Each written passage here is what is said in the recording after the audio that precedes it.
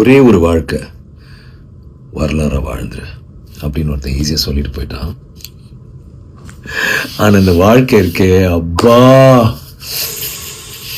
ஏதாவது ஒரு பிரச்சனை, ஏதாவது ஒரு கர்வ் பால் தூக்கி வீசுது நம்மளை பார்த்து. அந்த மாதிரி நிறைய சந்திக்க வேண்டியது இருக்குல்ல.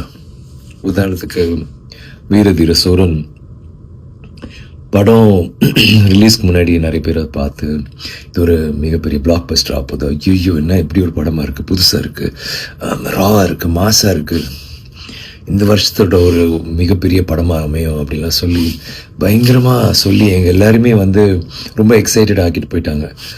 ஆனால் பார்த்தா எல்லாருக்கும் தெரிஞ்ச விஷயம், லீகல் ப்ராப்ளம்ஸ், ஹைகோர்ட் ஒரு 4 வாரம் ரிலீஸ் பண்ணக்கூடாது, இதை சால்வ் பண்ணலன்னான்ற ஒரு கட்டாயம், அந்த மாதிரிலாம் ஆயிடுச்சு.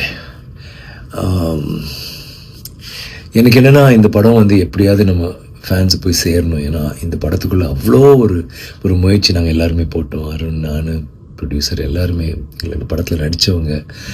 ஒரு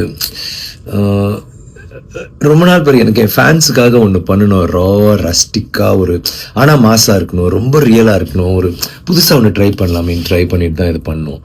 ஸோ அது வராத பட்சத்தில் ரொம்ப கஷ்டமாக இருந்துச்சு.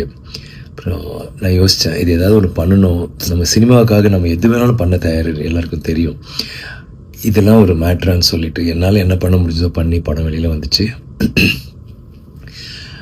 ஒரு படம் அந்த முதல் ஷோ கேன்சல் இல்லை 2வது ஷோ, முதல் ஷோ கேன்சல்னாலே அது அவ்வளோதான், அதுக்கப்புறம் எந்திரிக்காது. ஆனால் எங்கள் படத்துக்கு 2 ஷோ கேன்சல் ஆகி சாயந்தரம் தான் வந்துச்சு.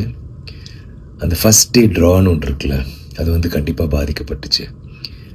ஆனால் அந்த தியேட்டருக்கு பார்த்த ஒவ்வொருத்தரும் முன்னாடி என்ன சொன்னாங்களோ அதை விட அழகாக நிறையா, எஸ்பெஷலி ஃபேமிலிஸ் நீங்கள் பார்த்தீங்கன்னா அவ்வளோ வீடியோஸ் எல்லோரும் சூப்பராக இருக்குது, பயங்கரமாக இருக்குது, மாசாக இருக்குது, ரொம்ப என்ஜாய் பண்ணோம், சீட் நுனியில் உட்காந்து பார்த்தோம், அவ்வளோ நல்லா இருந்துச்சு படம் அப்படி இப்படிலாம் சொல்கிற போது கேட்குறதுக்கு அவ்வளோ சந்தோஷமாக இருந்துச்சு. அண்ட் இப்போது அது ஒரு பெரிய ஒரு வெற்றியை நோக்கி தான் போயிட்டுருக்குன்னு ரொம்ப உறுதியாக எங்களால் சொல்ல முடியுது. அதை நினச்சி பார்க்கும்போது எனக்கு நன்றி மட்டும்தான் எனக்கு உள்ளே தோணுது. உங்களுக்கு நன்றி சொல்லணும். இந்த படம் உங்களுக்காக பண்ண படம். இது நாங்கள் நினச்சது நடந்துச்சு, சேர வேண்டிய இடத்துல சேர்ந்துட்டுருக்குன்னு நினைக்கிறபோது ரொம்ப சந்தோஷமாக இருக்குது. வீரதீர சூரன் பார்த்தவங்களாம் என்ஜாய் பண்ணியிருப்பீங்க, பார்க்காதவங்க பார்ப்பீங்கன்னு நம்புகிறேன். தேங்க்யூ.